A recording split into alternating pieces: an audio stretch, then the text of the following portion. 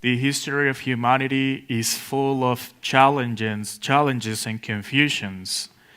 If you think about the history, you are going to see that there were a lot of wars, nations rising against nations. We see the conquests. The Spanish conquest was full of challenges and confusion, a lot of death, a lot of stealing, so many things going on that actually were about to end the world. If you look more closely to your life, there are so many challenges and confusions. We face a lot of emotional challenges.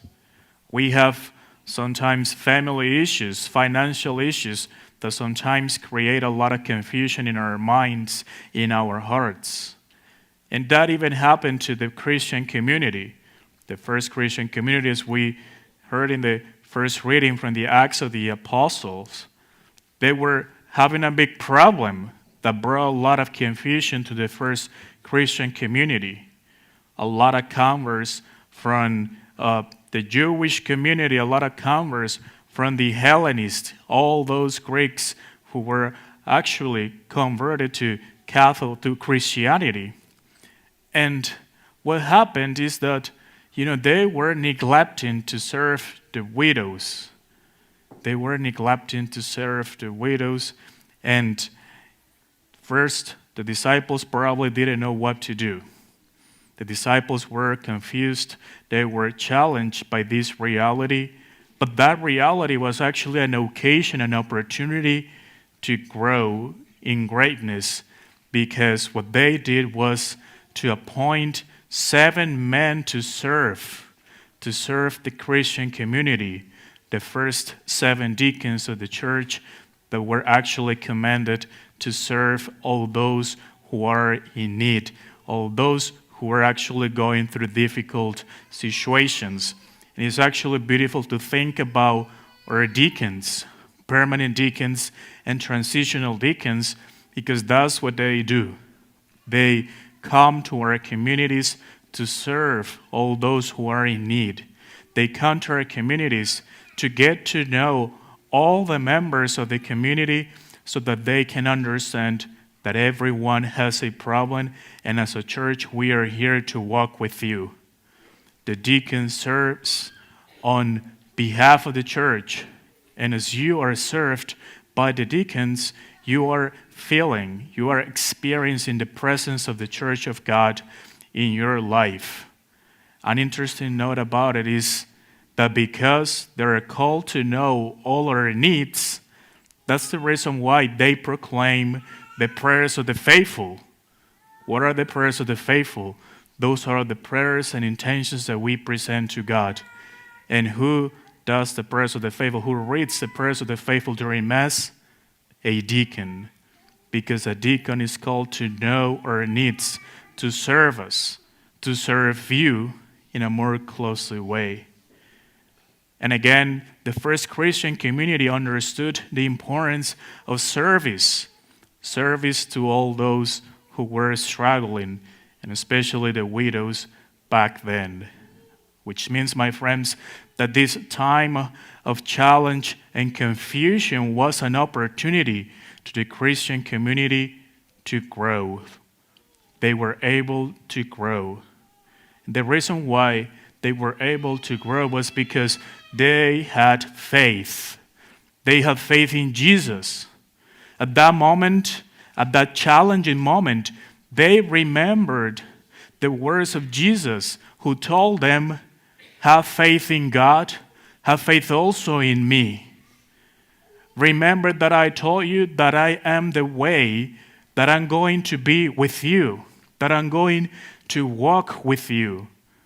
And one of the beautiful things about Jesus' definition of himself as the way is that Jesus doesn't give us a map.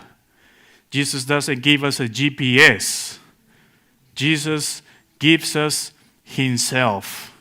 Jesus gives us his very presence, because he's always with us. He's been with us since the beginning of history.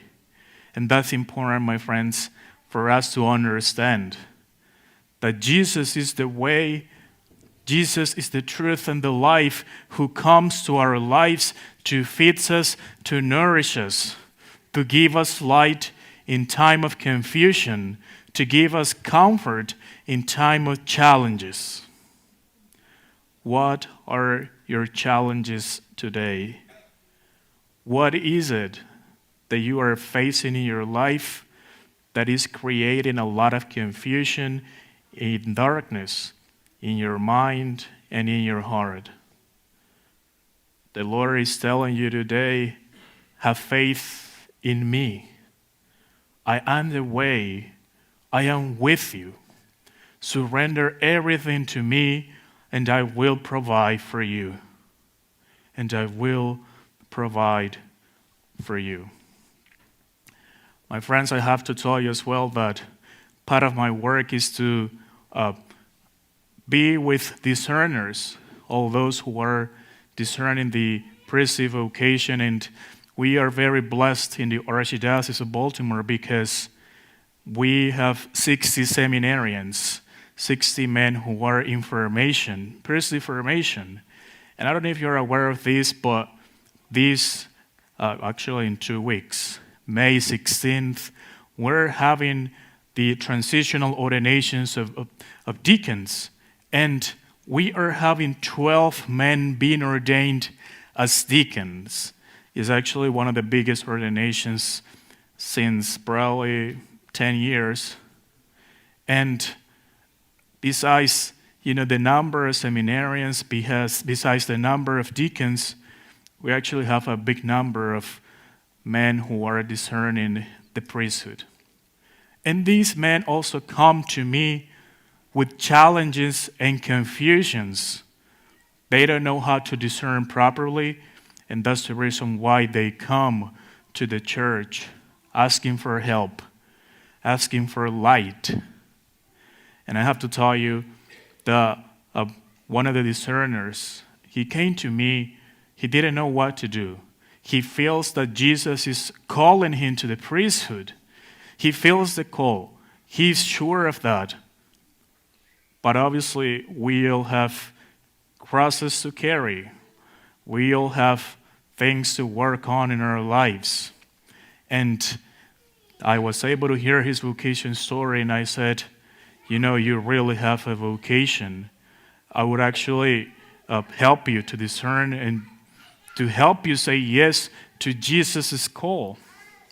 He said to me, Father, there is only one thing that makes me fearful about saying yes to Jesus. And I asked, what is it? Is that a problem? What's going on? He said to me, Father, I have OCD. And sometimes I think that my OCD is going to be a blocking stone for my priesthood. I immediately told him what I said to all of you. Our own challenges have to become opportunities to grow.